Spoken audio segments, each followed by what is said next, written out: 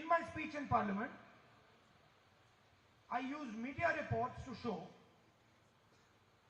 that Mr. Adani, who was number 609th on the list of wealthiest people in the world, became number 2.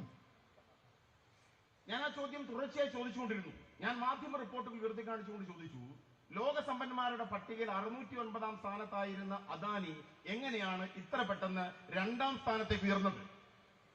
And I gave examples of how the Prime Minister himself had facilitated this growth. ഞാൻ ഉദാഹരണങ്ങൾ ചൂണ്ടിക്കാണിച്ചു.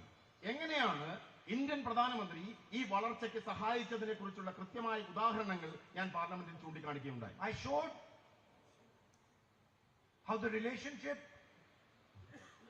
the military, the defense relationship between Israel and India was completely transformed to help Mr. Adani.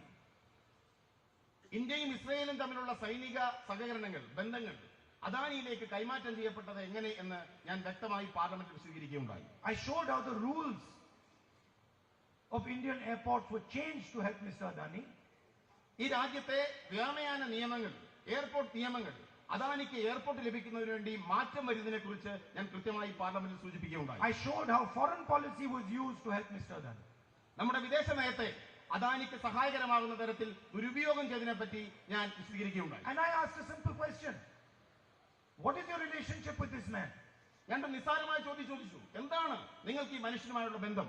Prime Minister has not answered that question. പ്രധാനമന്ത്രി ആ ചോദ്യത്തിന് മറുപടി പറഞ്ഞില്ല. And for the first time you saw that the government itself is not letting Parliament run. നമ്മൾ ഇന്ത്യയുടെ ചരിത്രത്തിൽ ആദ്യമായി കാണുകയുണ്ടായി, ഗവൺമെന്റ് തന്നെ പാർലമെന്റ് നടപടികൾ തടസ്സപ്പെടുത്തുന്നത് നമ്മൾ കാണുകയുണ്ടായി. Ministers of the BJP lied about me in the house. മന്ത്രിമാർ, ബിജെപിയുടെ മന്ത്രിമാർ തന്നെ പാർലമെന്റ് നടപടികൾ തടസ്സപ്പെടുത്തുവാൻ, അതിന്റെ സംപ്രേഷണം നിർത്തിവെക്കുവാൻ മുന്നോട്ടിറങ്ങി. The law in Parliament, the rule in Parliament is that if anybody says anything about a Parliament member, that Parliament member has the right to reply. Parliament നിയമം ഇതാണ്. Indian പാർലമെന്റിൽ വ്യക്തിക്കെതിരെ ആക്ഷേപകരമായ പരാമർശങ്ങൾ ഉണ്ടായാൽ ആ വ്യക്തിക്ക് സ്വയം വിശദീകരണം നൽകാൻ അവസരം നൽകുക എന്നുള്ളതാണ് ഇന്ത്യൻ പാർലമെന്ററി നിയമം. I went to the speaker with the rule and I said, Speaker sir, they have lied about me. Under this rule, I should be allowed to speak. ഞാൻ ഇന്ത്യയുടെ സ്പീക്കറുടെ അടുത്തേക്ക് ചെന്നു, നിയമം കാണിച്ചു, എന്നിട്ട് പറഞ്ഞു, എന്നെ കുറിച്ച് അവർ കള്ളം പറഞ്ഞിരിക്കുന്നു, എനിക്ക് എന്റെ ഭാഗം വിശദീകരിക്കുവാൻ അവസരം നൽകണം. I wrote him 2 letters. 2 കത്തുകൾ, ഞാൻ ഇത് സൂചിപ്പിച്ചുകൊണ്ട് 2 കത്തുകൾ എഴുതുകയുണ്ടായി. And then eventually I went to his office and I said, Speaker sir, why are you doing this? ഞാൻ അതിനുശേഷം സ്പീക്കറുടെ ഓഫീസിലേക്ക് പോയി അദ്ദേഹത്തോട് ചോദിച്ചു, എന്തുകൊണ്ടാണ് അങ്ങ് ഇങ്ങനെയൊക്കെ ചെയ്തത്? He says, I have no choice. അദ്ദേഹം പറഞ്ഞത്, എനിക്ക് മറ്റു മാർഗങ്ങളില്ല എന്നാണ്. You come and drink some tea with me and then I will explain it to you. അദ്ദേഹം പറഞ്ഞത്, നിസ്സഹായനായി പറഞ്ഞത്, എന്നോടൊപ്പം വന്ന് ഒരു ചായ കുടിക്കൂ, ഞാൻ ചില കാര്യങ്ങൾ പറയാം എന്നാണ്. So the entire Parliament House was shut. I was not allowed to reply.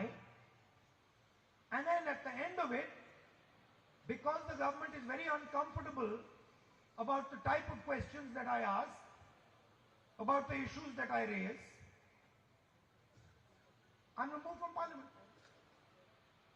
Doesn't matter. This is the biggest gift that they could have given me. നമ്മൾ കാണുകയുണ്ടായി, എനിക്ക് പാർലമെന്റിൽ മറുപടി പറഞ്ഞു നൽകാൻ അവസരം നൽകിയില്ല. ഞാൻ ഉയർത്തുന്ന ചോദ്യങ്ങളിൽ അസ്വസ്ഥരായ അവർ എന്നെ പാർലമെന്റിൽ നിന്നും പുറത്താക്കി. പക്ഷേ എനിക്ക് നൽകിയിരിക്കുന്ന ഏറ്റവും വലിയ അവസരമാണ് ഈ അയോഗ്യലാക്കൽ എന്ന് ഞാൻ പറയാൻ ഞാൻ ആഗ്രഹിക്കുന്നു. Because I have to tell you, how do I know that what I am doing is correct? ഞാൻ നിങ്ങളോട് പറയാൻ ആഗ്രഹിക്കുന്നു, ഞാൻ ചെയ്യുന്ന പ്രവൃത്തികൾ ശരിയാണ് എന്ന് എങ്ങനെയാണ് എനിക്ക് ബോധ്യപ്പെടാൻ സാധിക്കുന്നത്? I know that if the BJP is taking away my house, is disqualifying me from Parliament, is attacking me 24 hours, I know that I'm doing the right thing. ഞാൻ ചെയ്യുന്നത് ശരിയാണെന്ന് എനിക്ക് മനസ്സിലാക്കാൻ സാധിക്കുന്നു. എന്റെ ഭവനം ബിജെപി എടുത്തു മാറ്റുമ്പോൾ, എന്നെ 24 മണിക്കൂർ ആക്രമിക്കുമ്പോൾ എനിക്ക് പിന്നാലെ കൂടുമ്പോൾ എനിക്ക് മനസ്സിലാക്കാൻ സാധിക്കുന്നു എന്റെ പ്രവൃത്തികൾ ശരിയായിരുന്നു എന്ന വസ്തുത. And the more they attack me, the more I know that this is exactly the path on which I have to walk. ഇതാണ് എനിക്ക് കൂടുതൽ മനസ്സിലാക്കാൻ സാധിക്കുന്നു, ഇതാണ് ശരിയിലേക്കുള്ള പാത എന്ന വസ്തുത പൂർണ്ണമായി മനസ്സിലാക്കാൻ എനിക്ക് സാധിക്കുന്നു. And I am not going to stop, no matter what happens. എന്ത് സംഭവിച്ചാലും ഞാൻ എന്റെ പ്രവൃത്തികൾ അവസാനിപ്പിക്കാൻ പോകുന്നില്ല. Not for myself, not for myself, but because of my relationship with you and my relationship with the rest of the people of India. ഇതെനിക്ക് വേണ്ടിയല്ല, ഈ മഹാരാജ്യത്തെ ജനങ്ങളോടുള്ള എന്റെ ബന്ധം കാരണമാണ് ഞാൻ ഈ സത്യത്തിന്റെ പാതയിൽ മുന്നോട്ട് പോകുവാൻ ആഗ്രഹിക്കുന്നത്. In the end, I'd like to repeat,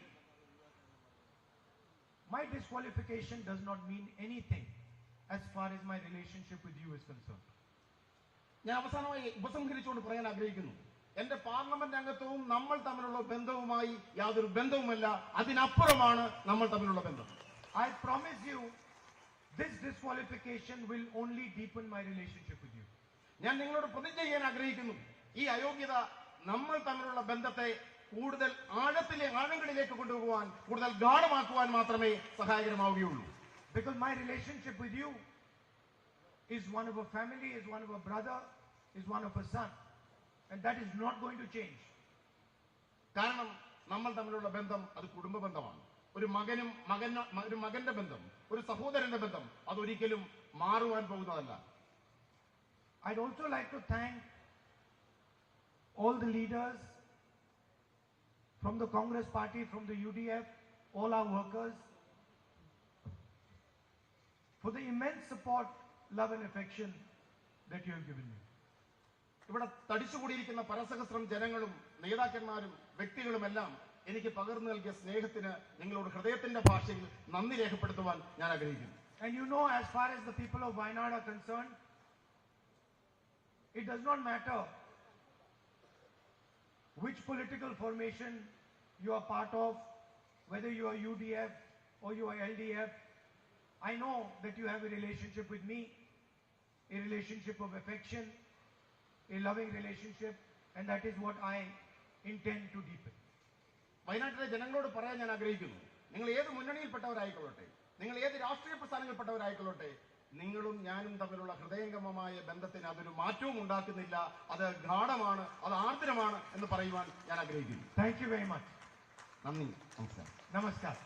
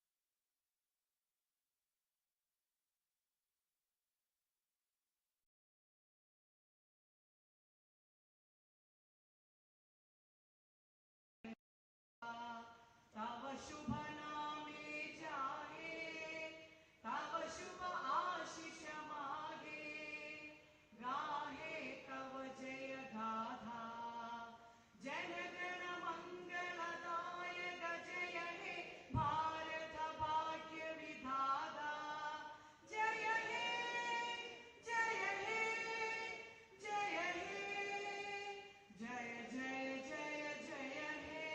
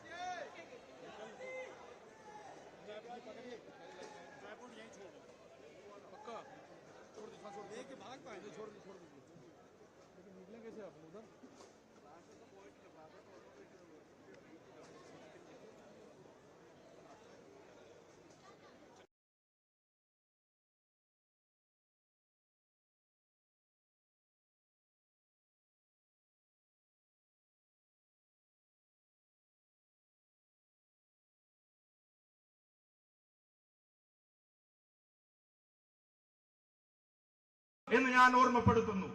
I find it even stranger that a whole government, every minister, every MP, even the Prime Minister himself, finds it acceptable and appropriate to malign and mercilessly attack one man just because he asked a question they could not respond to.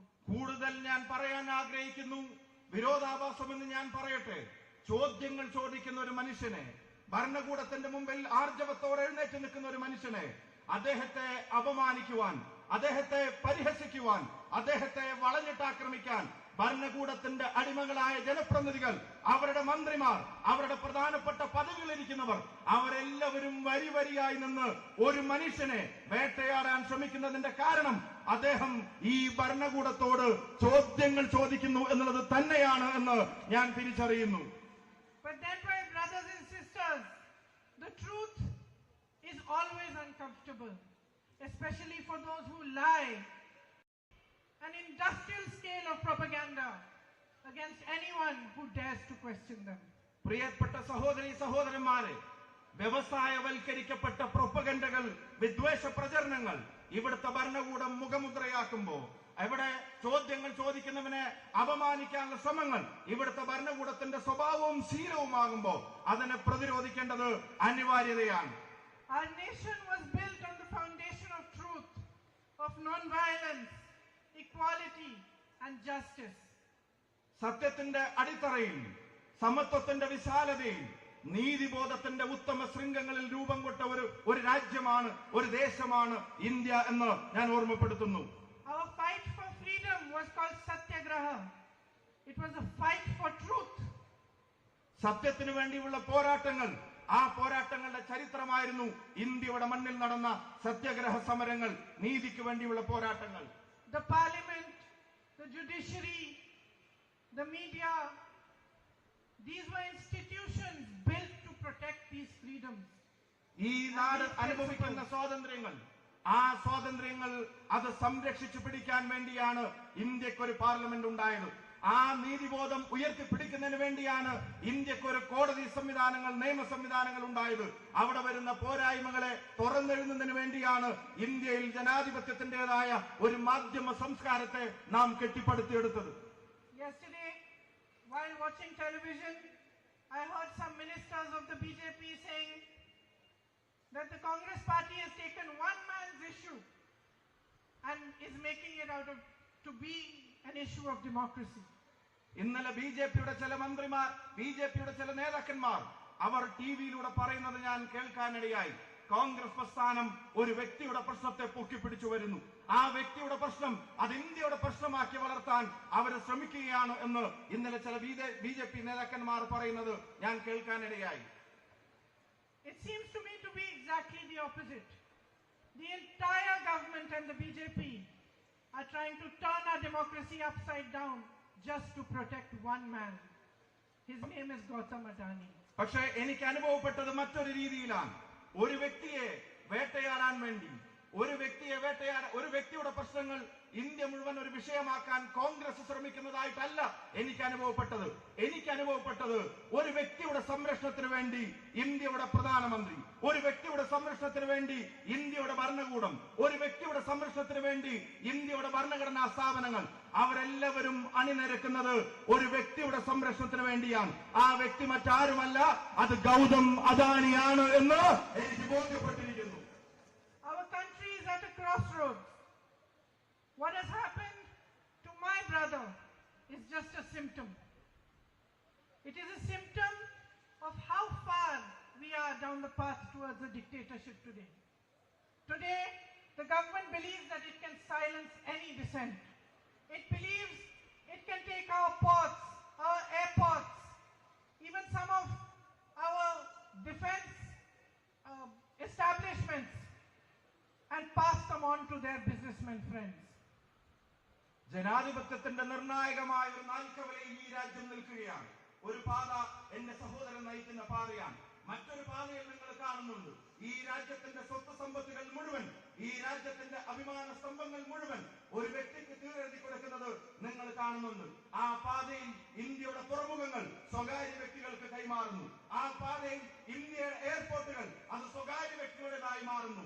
ആ പാതയിൽ എന്തിനധികം പറയുന്നു, പ്രതിരോധ രംഗത്തെ ഇന്ത്യയുടെ അവിഭാജ്യമായ അഭിമാന സ്തംഭങ്ങൾ പോലും വിൽപ്പനയ്ക്ക് വെച്ചിരിക്കുന്ന പാതയാണ് മറ്റൊരു പാതയായി നമ്മൾ കാണുന്നത്. The whole government defends a man whom they have enabled to make thousands of crores a day, but they don't defend farmers who make only 27 rupees a day. ഈ നാട്ടിൽ ഞാൻ നേരത്തെ സൂചിപ്പിച്ച ഈ ജനാധിപത്യത്തിന്റെ നാൽക്കവലയിൽ ഈ നാട് ചെന്ന് നിൽക്കുമ്പോൾ അത് മുഴുവൻ ഒരു സത്യത്തെ നിശബ്ദമാക്കാനുള്ള ശ്രമങ്ങൾ നടക്കുന്നു. സത്യം പറയുന്നവനെ നിരായുധനാക്കാൻ ശ്രമം നടക്കുന്നു. എന്നിട്ടോ ഭരണകൂടം സംരക്ഷിക്കാൻ ശ്രമിക്കുന്നത് ആയിരക്കണക്കിന് കോടി രൂപയുടെ, ലക്ഷക്കണക്കിന് കോടി രൂപയുടെ ആസ്തിയുള്ളവന്റെ പുറകിൽ ഭരണകൂടം അവരോച്ചാനിച്ച് നിൽക്കുമ്പോ ഇന്നാട്ടിൽ ഒരു ദിവസം കേവലം 27 രൂപ മാത്രം വരുമാനം വെച്ച് ഒരു ദേശീയ ശരാശരിയിൽ ഒരു കർഷകൻ ജീവിക്കുമ്പോ ആ കർഷകന്റെ താല്പര്യത്തെ സംരക്ഷിക്കാൻ ഒരു ഭരണകൂടത്തെയും നമ്മൾ കാണുന്നില്ല എന്നതാണ് ഏറ്റവും ഖേദകരമായ സാഹചര്യം. Our soldiers stand at the borders ready to sacrifice their lives while Mr. Adani subcontracts to Chinese businesses. ഈ നാടിന്റെ അതിർത്തി കാക്കുന്നവൻ, ഈ നാടിന്റെ അതിരുകളിൽ രാജ്യത്തിന്റെ സുരക്ഷയ്ക്ക് വേണ്ടി പോരാടുന്നവൻ, അവന്റെ ജീവൻ ത്യജിക്കാൻ ചൈനയുടെ അതിർത്തികളിൽ പോരാടാൻ തയ്യാറായി നിൽക്കുമ്പോ അവിടെ ചൈനയ്ക്കും അദാനിക്കും വേണ്ടി ഈ ഗവൺമെന്റ് ഒത്താശ ചെയ്തു കൊടുക്കുന്ന കാഴ്ചകൾ നമ്മൾ കണ്ടു നിൽക്കേണ്ടി വരികയാണ്. Our Prime Minister feels responsible to defend Mr. Adani, but he feels no responsibility towards the people of India. അദാനിയെ സംരക്ഷിക്കാൻ, അദാനിയുടെ ഉത്തരവാദിത്തങ്ങൾ നിറവേറ്റാൻ ഇന്ത്യയുടെ പ്രധാനമന്ത്രിക്ക് സമയമുണ്ട്, താല്പര്യമുണ്ട്. പക്ഷേ ഈ രാജ്യത്തെ ജനതയുടെയും അതിന്റെ കാവൽ ഭടന്മാരുടെയും രാജ്യത്തിന്റെ പട്ടാളക്കാരുടെയും ഉത്തരവാദിത്തങ്ങൾ നിറവേറ്റാൻ പ്രധാനമന്ത്രിക്ക് താല്പര്യവും സമയവുമില്ല. This government believes that it owns India, but it brothers and sisters. ിരിക്കുന്നവരും കരുതുന്നത് ഇന്ത്യ അവരുടെ തറവാട്ട് സ്വത്താണ് എന്നുള്ളതാണ്. പക്ഷേ ഇന്ത്യ നിങ്ങളുടേതാണ്, ഈ സഹോദരന്മാരുടേതാണ് എന്ന് ഞാൻ ആവർത്തിച്ച് പറയാൻ ആഗ്രഹിക്കുന്നു. Standing here today, I ask you, each one of you and all those watching, put India first now. എന്റെ മുന്നിലിരിക്കുന്ന മുഴുവൻ സഹോദരന്മാരോട്, ഞങ്ങളെ കേൾക്കുന്നവരോട്, ഞങ്ങളെ കാണുന്നവരോട് വിനീതമായി ഞാൻ അഭ്യർത്ഥിക്കുന്നു, എല്ലാ വ്യക്തി താല്പര്യങ്ങൾക്കും അപ്പുറത്ത്, എല്ലാ സ്വകാര്യ താല്പര്യങ്ങൾക്കും അപ്പുറത്ത് ഇന്ത്യയുടെ താല്പര്യം ഒന്നാമതാവാനുള്ള തീരുമാനം നമ്മൾ എടുക്കേണ്ട സമയം അതിക്രമിച്ചു കഴിഞ്ഞിരിക്കുന്നു. When the institutions are failing to be checks and balances for the government, it is our job, the people of India's job, to become the check and balance for this government. ജനാധിപത്യ സംവിധാനങ്ങളുടെ സന്തുലിതാവസ്ഥ നഷ്ടപ്പെടുന്ന ഒരു സാഹചര്യത്തിൽ അവയെ സംരക്ഷിക്കാൻ ഭരണഘടനാ സ്ഥാപനങ്ങൾ ദയനീയമായി പരാജയപ്പെടുമ്പോ, അവർ വെറും നോക്കുകുത്തികളാകുമ്പോ ഈ നാടിന്റെ ജനാധിപത്യ ബോധത്തെ സംരക്ഷിക്കാനുള്ള ഉത്തരവാദിത്വം ഇന്ത്യയുടെ ജനതയുടെ മേലെ വന്നു ചേരുകയാണ്, നമ്മുടെ മേലിൽ അത് വന്നു ചേരുകയാണ്. Aren't you tired of watching the Prime Minister change costumes every day and having no change in your own life, having no future to think of? There are jobs required. The government is doing nothing about it. Prices are soaring. Every day is a difficulty, a new struggle, and yet there is no accountability. പ്രിയമുള്ളവരെ, ജീവിതം ദുസ്സഹമായി ജനതയുടെ മുമ്പിൽ മാറുന്നു. Rocket പോലെ ഈ നാട്ടിലെ സാധന സാമഗ്രികളുടെ വില അത് ഉയർന്നുകൊണ്ടേയിരിക്കുകയാണ്. അതേസമയം നാട്ടിലെ യുവതയുടെ തൊഴിലവസരങ്ങൾ അത് പാതാളത്തിലേക്ക് താഴോട്ട് പോയിക്കൊണ്ടുമിരിക്കുന്നു. ഒരു ഭരണകൂടം നിങ്ങളോട് പറഞ്ഞ വാഗ്ദാനങ്ങൾ അതെല്ലാം അവർ മറന്നിരിക്കുന്നു. ഇന്ന് തൊഴിലിനെ സംബന്ധിച്ച്, ജനങ്ങൾക്ക് താങ്ങാൻ കഴിയാത്ത വിലക്കയറ്റത്തെ സംബന്ധിച്ച് നിങ്ങളോട് സംവദിക്കാൻ, അതിനൊരു ഭരണകൂടത്തിന്റെ ഉത്തരവാദിത്തങ്ങൾ നിറവേറ്റാൻ ഈ പ്രധാനമന്ത്രിയും ഈ ഭരണകൂടവും ദയനീയമായി പരാജയപ്പെട്ടിരിക്കുകയാണ്. We will not stop asking questions. We will question them. We will ask for accountability. We will keep speaking the truth no matter what they do to us. ജനങ്ങളോടുള്ള പ്രതിബദ്ധതയെ സംബന്ധിച്ചുള്ള ചോദ്യങ്ങൾ, ആ ചോദ്യങ്ങൾ നിലക്കുന്നില്ല. ആ ചോദ്യങ്ങൾ നമ്മൾ അവസാനിപ്പിക്കുന്നില്ല. നമ്മൾ ചോദ്യങ്ങൾ ചോദിച്ചുകൊണ്ടേയിരിക്കും. ഈ ഭരണകൂടത്തോട്, അതിന്റെ തലപ്പത്തിരിക്കുന്നവരോട്, ജനങ്ങളോടുള്ള പ്രതിബദ്ധതയെ സംബന്ധിച്ച്, അതിൽ വരുന്ന വീഴ്ചകളെ സംബന്ധിച്ച്, അതിനെ സംബന്ധിച്ചുള്ള നമ്മുടെ ചോദ്യങ്ങൾ, ആ ചോദ്യങ്ങൾ എന്തിന്റെ പേരിലും ഒന്നിന്റെ മുന്നിലും നിലയ്ക്കാൻ പോകുന്നില്ല. You in Wayanad are showing the country the way. They are trying to silence my brother. You have become his voice. Wayanad രാജ്യത്തിന്റെ മുമ്പിൽ പുതിയ പാതകൾ വെട്ടിത്തെളിക്കുകയാണ്. നിശബ്ദനാക്കാൻ, രാഹുൽ ഗാന്ധിയെ നിശബ്ദനാക്കാൻ ഭരണകൂടം ശ്രമിക്കുമ്പോ, അദ്ദേഹത്തെ നിരായുധനാക്കാൻ ഭരണകൂടം ശ്രമിക്കുമ്പോ, അദ്ദേഹത്തിന്റെ ശബ്ദമായി വയനാടിന്റെ ജനത ഇന്ന് മാറിയതുപോലെ രാജ്യമൊന്നടങ്കം ആ ശബ്ദം ഏറ്റെടുക്കും. They disqualify him from parliament and you come here in huge numbers to receive him and show him your support. ഇന്ത്യയുടെ പാർലമെന്റിന്റെ അംഗത്വത്തിൽ നിന്ന് അദ്ദേഹത്തെ റദ്ദ് ചെയ്തപ്പോ 10,000-കണക്കിനായ ആളുകൾ കൽപ്പറ്റയുടെ തെരുവോരങ്ങളിൽ വന്ന് രാഹുൽ ഗാന്ധിക്ക് നൽകിയ ഉജ്ജ്വലമായ സ്വീകരണം അതിന്റെ ഏറ്റവും വിശേഷമായ അടയാളപ്പെടുത്തലായി ഞാൻ കാണുന്നു. They asked him, open your houses and urge him to take them to stay in your own homes. Parliament അംഗത്വം എന്ന നിലക്ക് അദ്ദേഹത്തിന് അനുവദിക്കപ്പെട്ടിരുന്ന ഭവനം അതൊഴിയാൻ മണിക്കൂറുകൾക്കുള്ളിൽ കടലാസ് കൊടുത്തപ്പോ ആ കടലാസിന് മറുപടി പറഞ്ഞത് ഇന്ത്യയിലെ ജനങ്ങളാണ്. രാഹുലിനെ ഭവനരഹിതനാക്കാൻ ഒരു തീരുമാനം കേന്ദ്രത്തിന്റെ ഗവൺമെന്റ് എടുത്തപ്പോ ഞങ്ങളുടെ വീടിന്റെ വാതിലുകൾ അത് നിങ്ങൾക്ക് മുമ്പിൽ തുറന്നിട്ടിരിക്കുന്നു രാഹുൽ എന്ന് ആയിരക്കണക്കിന് ഭാരതീയർ, ആയിരക്കണക്കിന് വയനാട്ടുകാർ അവർ ഒരേ സ്വരത്തിൽ പറഞ്ഞത് അഭിമാനകരമാണ്.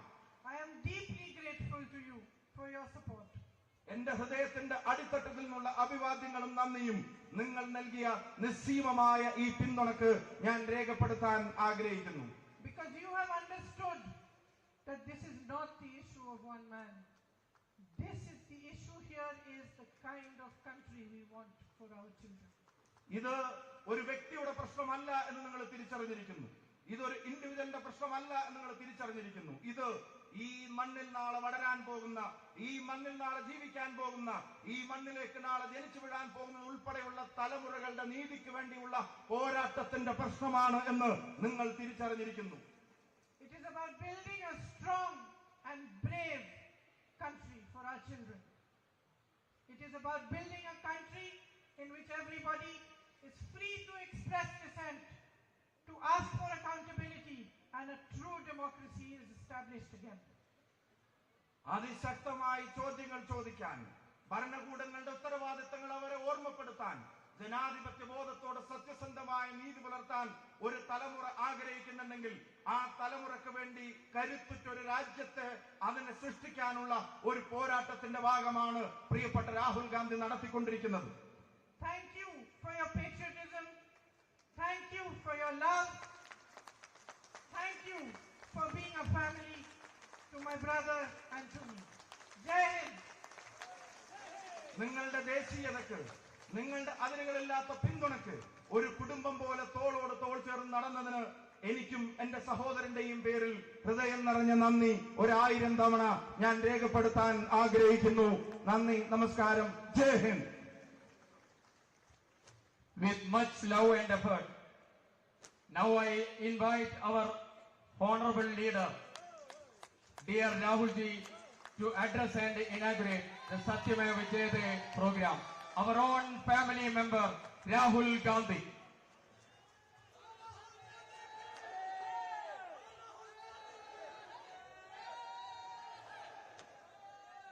K.C. Venugopal ji, Priyanka, Tarik Anwar ji, K. Sudhakaran ji, B.D. Satishan ji, Sadiq Ali Shihab Tangal ji, P. Kunyalukutti ji, Ramesh Chenithala ji, K. Muralidharan ji, M. Hassan ji, N.K. Premachandran ji, Padma Shri Cherugayal Raman ji, Kalpata Narayanan Master ji, Ketapuram Damodran Nambudri ji, Joy Matthew, P. Surendran ji, brothers and sisters, friends, I'd like to welcome all of you to this meeting here today.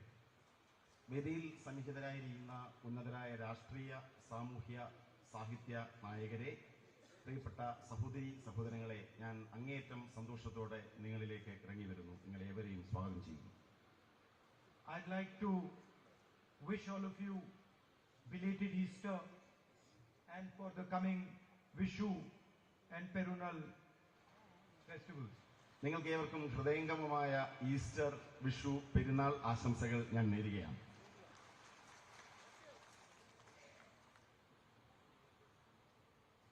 Four years ago, I came here and became your member of parliament. 4 വർഷങ്ങൾക്ക് മുമ്പ് ഞാൻ ഇവിടേക്ക് കടന്നു വന്നു, നിങ്ങളുടെ parliament അംഗമായി മാറി. And for me, the campaign was a completely different type of campaign. എന്നെ സംബന്ധിച്ച് എൻ്റെ തിരഞ്ഞെടുപ്പ് പ്രചരണം അങ്ങേയറ്റം വ്യത്യസ്തമായ ഒന്നായിരുന്നു. In the regular campaign, and I've done many campaigns, many speeches. In the regular campaign, you go and you speak about policies, you speak about what should happen, you tell people about your political ideas. But this campaign in 2014, I remember when I came here, it was much more as if I had come home to my family. സാധാരണഗതിയിലുള്ള എൻ്റെ തിരഞ്ഞെടുപ്പ് പ്രചരണങ്ങൾ പ്രസംഗങ്ങൾ നിറഞ്ഞതാണ്. എൻ്റെ രാഷ്ട്രീയ നയങ്ങളെക്കുറിച്ച്, ഞാൻ നടപ്പിലാക്കാൻ പോകുന്ന കാര്യങ്ങളെക്കുറിച്ച്. പക്ഷേ വയനാട്ടിലെ എൻ്റെ തിരഞ്ഞെടുപ്പ് പ്രചരണം അതിനപ്പുറമായിരുന്നു. ഞാൻ നിങ്ങളിലേക്ക് ഇറങ്ങി വരികയായിരുന്നു.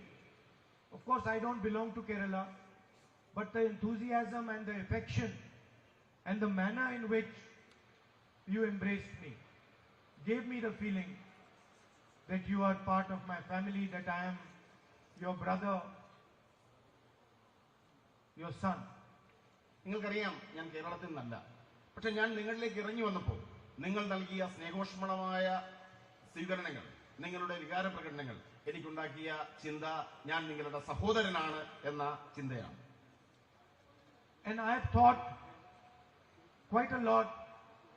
Now I have been member of parliament for quite a few years, and I've thought quite a lot what it means to be a member of parliament. ഞാൻ ഇന്ത്യൻ പാർലമെന്റിൽ മുമ്പ് അംഗമായിരുന്നു.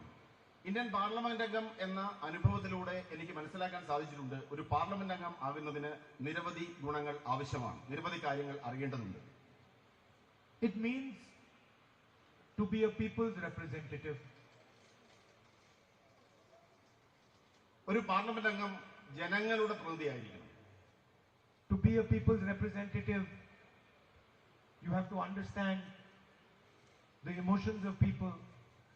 You have to understand the suffering of people. You have to understand the difficulties of people.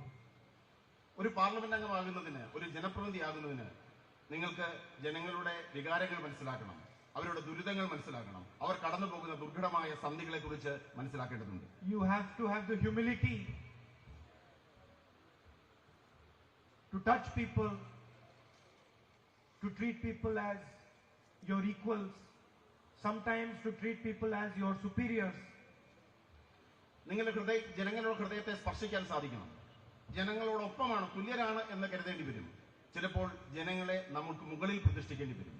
So a true representative of the people develops by attacking himself.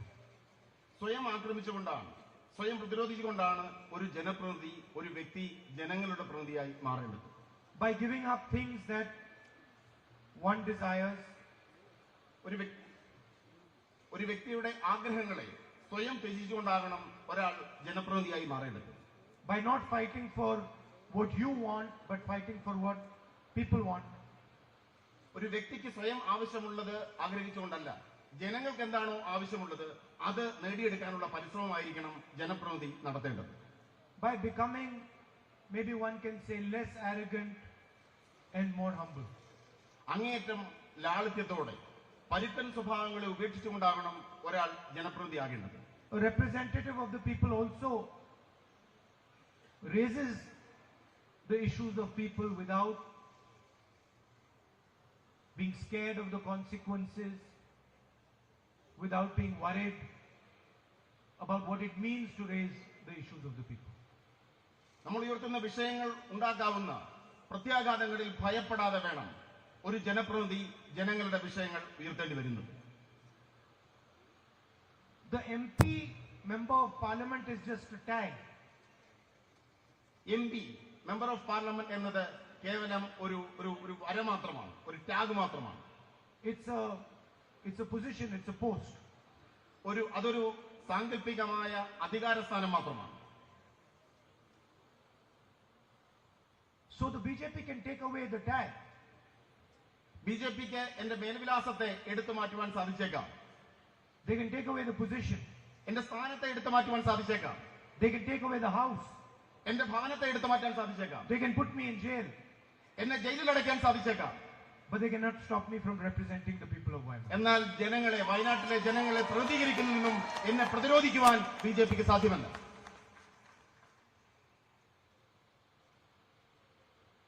What does it mean to represent the people of Wayanad? എന്താണ് വയനാട്ടിലെ ജനങ്ങളെ പ്രതികരിക്കുന്നു എന്നതുകൊണ്ട് ഞാൻ ഉദ്ദേശിക്കുന്നത്? It means to fight for the things that are important to you. ഇവിടുത്തെ ജനങ്ങളോട് ഞാൻ മുന്നോട്ട് വെച്ച കാര്യങ്ങൾക്ക് വേണ്ടിയുള്ള പോരാട്ടമാണ് വയനാട്ടിലെ എന്റെ ജനപ്രാതിനിധ്യം. There are practical things like the night road, the buffer zone, the medical college. നിരവധി കാര്യങ്ങൾ, മെഡിക്കൽ കോളേജ്, ബഫർ സോൺ, രാത്രിപാത, ഇതെല്ലാം തന്നെ ഞാൻ മുന്നോട്ട് വെച്ച കാര്യങ്ങളാണ്. These are obvious things. You can ask any child in Wayanad, you can ask any person in Wayanad, they will tell you the three most important things.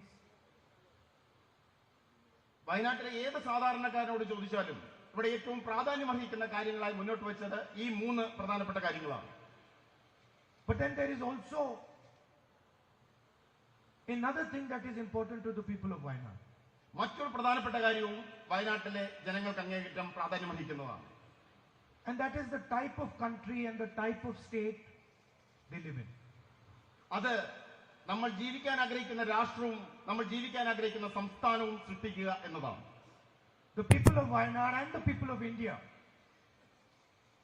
want to live in a country which is free. സ്വതന്ത്രമായ ഒരു രാഷ്ട്രത്തിൽ ജീവിക്കാനാണ് ഇന്ത്യയിലെ ജനങ്ങളും വയനാട്ടിലെ ജനങ്ങളും ആഗ്രഹിക്കുന്നത്. They want to live in a country where their child is allowed to learn and understand anything he chooses. തങ്ങളുടെ കുഞ്ഞുങ്ങൾ തിരഞ്ഞെടുക്കാൻ ആഗ്രഹിക്കുന്ന ഓരോ കാര്യവും തിരഞ്ഞെടുക്കാൻ കഴിയുന്ന സ്വതന്ത്രമായ ഒരു രാഷ്ട്രത്തിൽ ജീവിക്കാനാണ് ഈ നാട്ടിലെ ഓരോ പൗരനും ആഗ്രഹിക്കുന്നത്.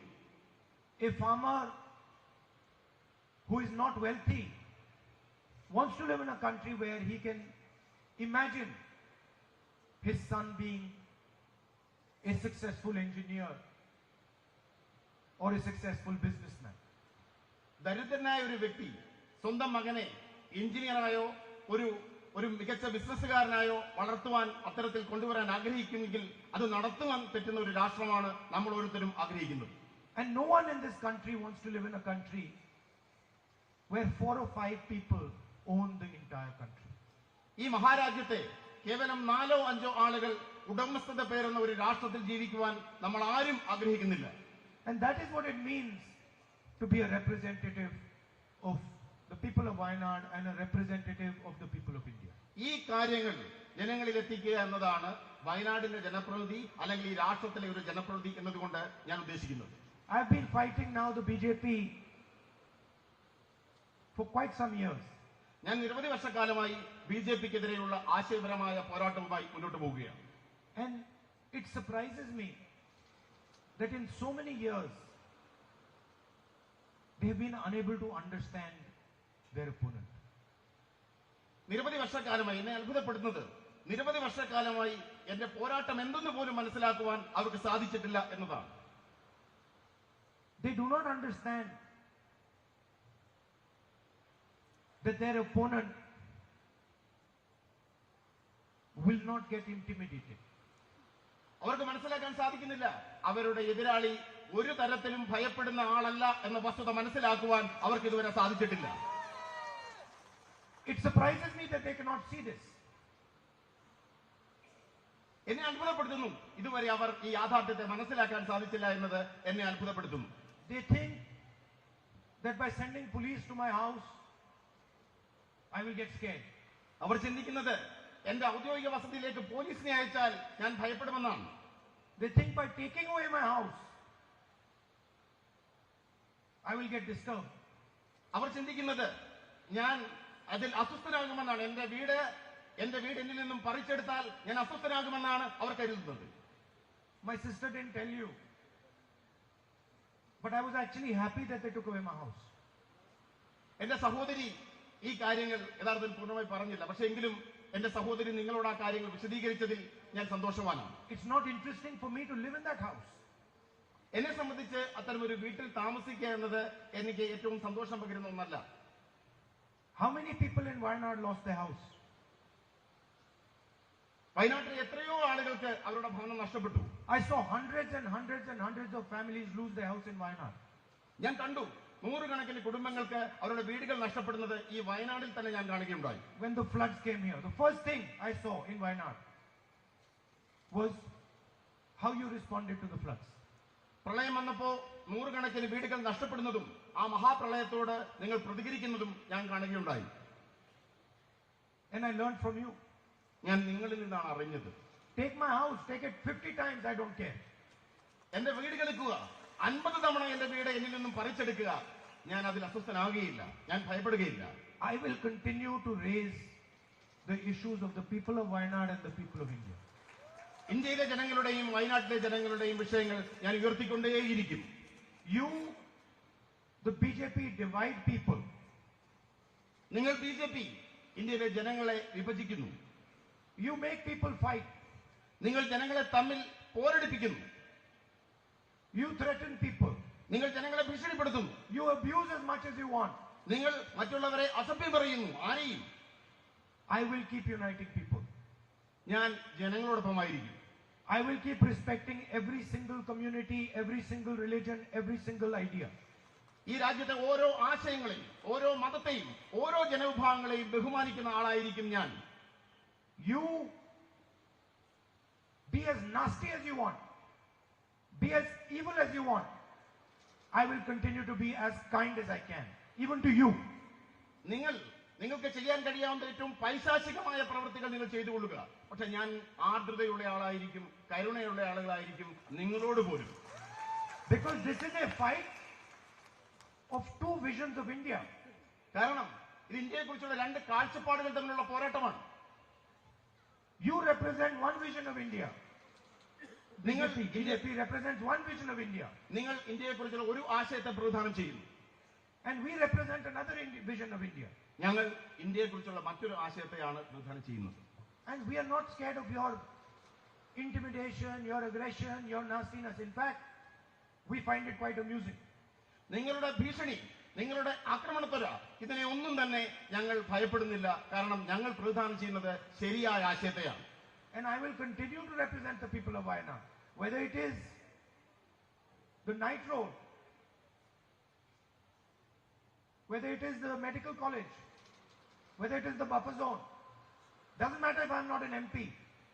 I will make sure that these things happen in Wayanad. ഞാൻ വയനാടിന്റെ എം പി സ്ഥാനം ഔദ്യോഗികമായി വഹിക്കുന്നുണ്ടെങ്കിലും ഇല്ലെങ്കിലും ഈ നാട്ടിലെ ജനങ്ങളുടെ അടിസ്ഥാന പ്രശ്നങ്ങളായ നിശാപാതയും മെഡിക്കൽ കോളേജും മറ്റെല്ലാ പ്രശ്നങ്ങളിലും വയനാടിന് വേണ്ടി ശബ്ദിക്കുവാൻ ഞാൻ ഉണ്ടാകും. Don't think that just because I'm not your MP and they have disqualified me, my relationship with you is going to change. നിങ്ങൾ ചിന്തിക്കേണ്ട, എന്റെ എം പി സ്ഥാനം നഷ്ടപ്പെടുത്തിയത് കൊണ്ടോ എന്നെ അയോഗ്യനാക്കിയത് കൊണ്ടോ നമ്മൾ തമ്മിലുള്ള ബന്ധം അവസാനിക്കുന്നുവെന്ന് നമ്മൾ നിങ്ങൾ ഒരിക്കലും കരുതേണ്ടതില്ല. And I'm not saying for 2-3 years. My entire life, my relationship is not going to change with you now. കേവലം 2-3 വർഷത്തെ കാര്യമല്ല ഞാൻ പറയുന്നത്. എന്റെ ജീവനുള്ളിടത്തോളം കാലം ആജീവനാന്തം ഞാൻ നിങ്ങളോട് കടപ്പെട്ടിരിക്കുന്നു. Let them take away whatever they want. Let them put me in jail. I don't care. My relationship with the people of Wayanad is going to stay the same.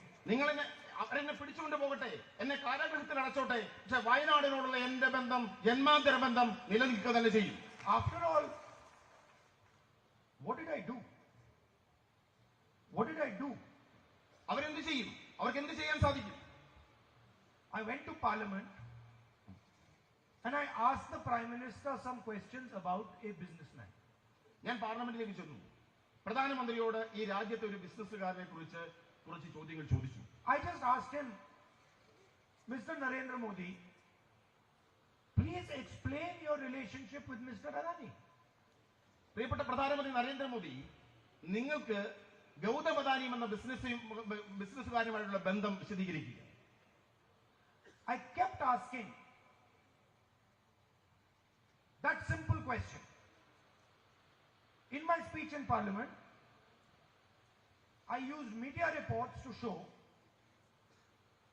that Mr. Adani, who was number 609th on the list of wealthiest people in the world, became number 2. ഞാൻ ആ ചോദ്യം തുടർച്ചയായി ചോദിച്ചുകൊണ്ടിരുന്നു. ഞാൻ മാധ്യമ റിപ്പോർട്ടുകൾ ഉയർത്തി കാണിച്ചുകൊണ്ട് ചോദിച്ചു, ലോക സമ്പന്നന്മാരുടെ പട്ടികയിൽ 609 സ്ഥാനത്തായിരുന്ന അദാനി എങ്ങനെയാണ് ഇത്ര പെട്ടെന്ന് 2ാം സ്ഥാനത്തേക്ക് ഉയർന്നത്?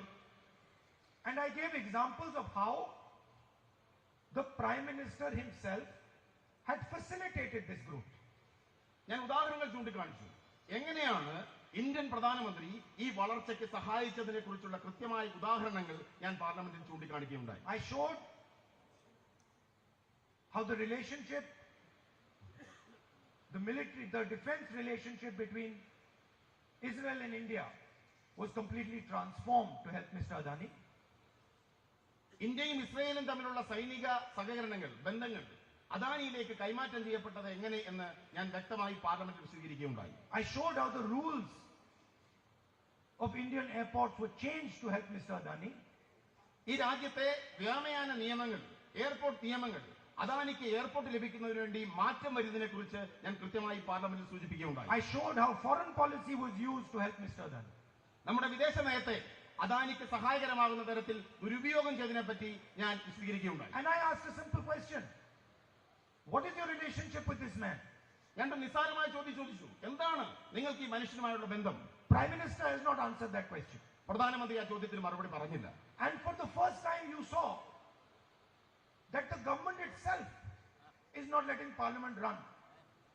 നമ്മൾ ഇന്ത്യയുടെ ചരിത്രത്തിൽ ആദ്യമായി കാണുകയുണ്ടായി, ഗവൺമെന്റ് തന്നെ പാർലമെന്റ് നടപടികൾ തടസ്സപ്പെടുത്തുന്നത് നമ്മൾ കാണുകയുണ്ടായി. Ministers of the BJP lied about me in the house. മന്ത്രിമാർ, ബിജെപിയുടെ മന്ത്രിമാർ തന്നെ പാർലമെന്റ് നടപടികൾ തടസ്സപ്പെടുത്തുവാൻ, അതിന്റെ സംപ്രേഷണം നിർത്തിവെക്കുവാൻ മുന്നോട്ടിറങ്ങി. The law in Parliament, the rule in Parliament is that if anybody says anything about a Parliament member, that Parliament member has the right to reply. Parliament നിയമം ഇതാണ്. Indian parliament ഒരു വ്യക്തിക്കെതിരെ ആക്ഷേപകരമായ പരാമർശങ്ങൾ ഉണ്ടായാൽ ആ വ്യക്തിക്ക് സ്വയം വിശദീകരണം നൽകാൻ അവസരം നൽകുക എന്നുള്ളതാണ് ഇന്ത്യൻ പാർലമെന്ററി നിയമം. I went to the Speaker with the rule and I said, Speaker sir, they have lied about me. Under this rule, I should be allowed to speak. ഞാൻ ഇന്ത്യയുടെ സ്പീക്കറുടെ അടുത്തേക്ക് ചെന്നു, നിയമം കാണിച്ചു, എന്നിട്ട് പറഞ്ഞു, എന്നെ കുറിച്ച് അവർ കള്ളം പറഞ്ഞിരിക്കുന്നു, എനിക്ക് എന്റെ ഭാഗം വിശദീകരിക്കുവാൻ അവസരം നൽകണം. I wrote him 2 letters. 2 കത്തുകൾ, ഞാൻ ഇത് സൂചിപ്പിച്ചുകൊണ്ട് 2 കത്തുകൾ എടുത്തിട്ടുണ്ടായി. And then eventually I went to his office and I said, Speaker sir, why are you doing this? ഞാൻ അതിനുശേഷം സ്പീക്കറുടെ ഓഫീസിലേക്ക് പോയി അദ്ദേഹത്തോട് ചോദിച്ചു, എന്തുകൊണ്ടാണ് അങ്ങ് ഇങ്ങനെയൊക്കെ ചെയ്തത്? He says, I have no choice. അദ്ദേഹം പറഞ്ഞത്, എനിക്ക് മറ്റു മാർഗങ്ങളില്ല എന്നാണ്. You come and drink some tea with me and then I will explain it to you. അദ്ദേഹം പറഞ്ഞത്, നിസ്സഹായനായി പറഞ്ഞത്, എന്നോടൊപ്പം വന്ന് ഒരു ചായ കുടിക്കൂ, ഞാൻ ചില കാര്യങ്ങൾ പറയാം എന്നാണ്. So the entire Parliament House was shut I was not allowed to reply. And then at the end of it, because the government is very uncomfortable about the type of questions that I ask, about the issues that I raise, I'm removed from parliament. Doesn't matter. This is the biggest gift that they could have given me. നമ്മൾ കാണുകയുണ്ടായി, എനിക്ക് പാർലമെന്റിൽ മറുപടി പറഞ്ഞു നൽകാൻ അവസരം നൽകിയില്ല. ഞാൻ ഉയർത്തുന്ന ചോദ്യങ്ങളിൽ അസ്വസ്ഥരായ അവർ എന്നെ പാർലമെന്റിൽ നിന്നും പുറത്താക്കി. പക്ഷേ എനിക്ക് നൽകിയിരിക്കുന്ന ഏറ്റവും വലിയ അവസരമാണ് ഈ അയോഗ്യലാക്കൽ എന്ന് ഞാൻ പറയാൻ ഞാൻ ആഗ്രഹിക്കുന്നു. Because I have to tell you, how do I know that what I am doing is correct? ഞാൻ നിങ്ങളോട് പറയാൻ ആഗ്രഹിക്കുന്നു, ഞാൻ ചെയ്യുന്ന പ്രവൃത്തികൾ ശരിയാണ് എന്ന് എങ്ങനെയാണ് എനിക്ക് ബോധ്യപ്പെടാൻ സാധിക്കുന്നത്? I know that if the BJP is taking away my house, is disqualifying me from parliament, is attacking me 24 hours, I know that I'm doing the right thing. ഞാൻ ചെയ്യുന്നത് ശരിയാണെന്ന് എനിക്ക് മനസ്സിലാക്കാൻ സാധിക്കുന്നു. എന്റെ ഭവനം BJP എടുത്തു മാറ്റുമ്പോൾ, എന്നെ 24 മണിക്കൂറും ആക്രമിക്കുമ്പോൾ, എനിക്ക് പിന്നാലെ കൂടുമ്പോൾ എനിക്ക് മനസ്സിലാക്കാൻ. But one of the first times I came here during the 2019 election, I gave a speech in which I told you a lot of things about my brother which I thought people did not know. നിങ്ങളുടെ ചിന്താശലകങ്ങളിൽ ഉണ്ടോ എന്ന് എനിക്ക് അറിഞ്ഞുകൂടാ. ഞാൻ ആദ്യമായി ഈ മണ്ണിലേക്ക് കടന്നു വന്നത് 2019 എന്റെ സഹോദരന്റെ തെരഞ്ഞെടുപ്പുമായി ബന്ധപ്പെട്ട് നിങ്ങളെ കാണാൻ വന്നപ്പോ നിങ്ങളോട് സംസാരിച്ച പല കാര്യങ്ങളും അത് നിങ്ങളുടെ ഓർമ്മയിലുണ്ടാകുമോ എന്ന് എനിക്ക് നിശ്ചയമില്ല. I wanted you to know him. I wanted you to know this man who was asking for your votes, who was asking you to allow him to serve you. നിങ്ങളുടെ വോട്ടുകൾ അഭ്യർത്ഥിച്ചു വരുന്ന ഈ മനുഷ്യനെ, എന്റെ സഹോദരനെ അകവും പുറവും നിങ്ങൾ അറിയണം എന്ന് ഞാൻ ആഗ്രഹിച്ചു. നിങ്ങളുടെ വോട്ടുകൾ തേടി വരുന്ന മനുഷ്യൻ, ആ മനുഷ്യന്റെ ഉള്ള് അതെന്താണെന്ന് നിങ്ങൾ തിരിച്ചറിയണമെന്ന് അന്ന് ഞങ്ങൾ ആഗ്രഹിച്ചിരുന്നു. But today, almost 4 years later, I know that you know Rahul. ഇന്ന് 4 വർഷത്തിനിപ്പുറം തിരിഞ്ഞു നോക്കുമ്പോ എനിക്ക് ബോധ്യമുണ്ട്, എനിക്ക് വിശ്വാസമുണ്ട്, ഞാൻ മനസ്സിലാക്കുന്നു മറ്റാരേക്കാൾ നന്നായി നിങ്ങൾക്ക് രാഹുൽ ഗാന്ധിയെ അറിയാം എന്നുള്ളത് വയനാടിന്റെ മണ്ണിൽ നിൽക്കുമ്പോ എന്റെ ആത്മവിശ്വാസമാണ്. You know that he is an honest man, unafraid to speak the truth. നിങ്ങൾക്കറിയാം, രാഹുൽ ഗാന്ധി സത്യസന്ധനായ ഒരു മനുഷ്യനാണ്. സത്യം ആരുടെ മുഖത്ത് നോക്കി വിളിച്ചു പറയാനും ഒരു ലേശം പോലും ഭയമില്ലാത്ത ധീരനായ ഒരു മനുഷ്യനാണ് പ്രിയപ്പെട്ട Rahul. You know that he is a brave man, undaunted by the power of those who want to silence him. നിശബ്ദനാക്കാൻ ശ്രമിക്കുന്നവരുടെ ശക്തി ഏതാണെങ്കിലും, ഏത് ഭരണകൂടത്തിന്റെ ഏത് ശക്തിയുടെ മുമ്പിലും ധീരതയോടെ സത്യത്തിനു വേണ്ടി നിലകൊള്ളാൻ കഴിയുന്ന സ്ഥൈര്യമുള്ള മനുഷ്യനാണ് പ്രിയപ്പെട്ട രാഹുൽ എന്നുള്ളത് നിങ്ങൾക്ക് ബോധ്യപ്പെട്ട് കഴിഞ്ഞിരിക്കുന്നു. You know that he is a compassionate man, always ready to hear about your life, your struggles, and to lend you a helping hand. ജീവിതത്തിന്റെ രണ്ടറ്റം കൂട്ടിമുട്ടിക്കാൻ ശ്രമിക്കുന്ന ജനതയുടെ പരിവേദനങ്ങൾ, അവരുടെ സങ്കടങ്ങൾ, അവരുടെ വിഷമങ്ങൾ അത് സഹാനുഭൂതിയോടെ കേൾക്കാൻ, നിങ്ങൾക്ക് ചെവി തരാൻ നിങ്ങൾ ഒരാളാവാൻ എപ്പോഴും മനസ്സുള്ളൊരു നേതാവാണ് പ്രിയങ്കരനായ Rahul Gandhi. You know that he has worked hard for you. He has raised your issues, tried to resolve your problems. He has stood by you through your difficult times, and you have stood by him through his. നിങ്ങളുടെ പ്രയാസങ്ങളിൽ അദ്ദേഹം താങ്ങായി നിങ്ങളോടൊപ്പം ഉണ്ടായിരുന്നു. നിങ്ങളുടെ കഷ്ടപ്പാടുകളിൽ അദ്ദേഹം തണലായി നിങ്ങളോടൊപ്പം ഉണ്ടായിരുന്നു. ഈ നാട് നൽകിയ വോട്ടിന്റെ പേരിൽ പ്രകൃതി ദുരന്തം ഉൾപ്പെടെ വന്നിറങ്ങിയപ്പോ അതിന് നിങ്ങളോടൊപ്പം ഒരു ജനതയോടൊപ്പം നിൽക്കാൻ ആർജവത്തോടെ നിന്നൊരു ജനപ്രതിനിധിയാണ് നിങ്ങളെന്ന് അദ്ദേഹമെന്ന് ഞങ്ങൾക്ക് നല്ല ബോധ്യമുണ്ട്. അതേസമയം തന്നെ അദ്ദേഹത്തിന്റെ മുമ്പിൽ പ്രതിസന്ധികൾ തീർക്കാൻ ഭരണകൂടം ശ്രമിക്കുമ്പോഴും നിങ്ങൾ അദ്ദേഹത്തോടൊപ്പം പാറ പോലെ ഉറച്ചു നിൽക്കുന്നു എന്നുള്ളതാണ് ഈ ജനതയുടെ പ്രത്യേകത എന്നും ഞങ്ങൾ തിരിച്ചറിയുന്നു. You elected him, and now a court in Gujarat has passed a judgment after which the government has disqualified him from parliament as your MP. ഗുജറാത്തിലെ ഒരു കോടതി അദ്ദേഹത്തിനെതിരെ പാസാക്കിയ ഒരു നിയമ നടപടിയുടെ പേരിൽ ഇന്ത്യയുടെ പാർലമെന്റിനകത്തു നിന്ന് അദ്ദേഹത്തിന്റെ അംഗത്വം എന്ന യോഗ്യത അതില്ലാതാക്കാൻ ഭരണകൂടം ശ്രമിച്ചത് നിങ്ങൾക്കറിയാം. His future in the hands of the courts. For me, it is a strange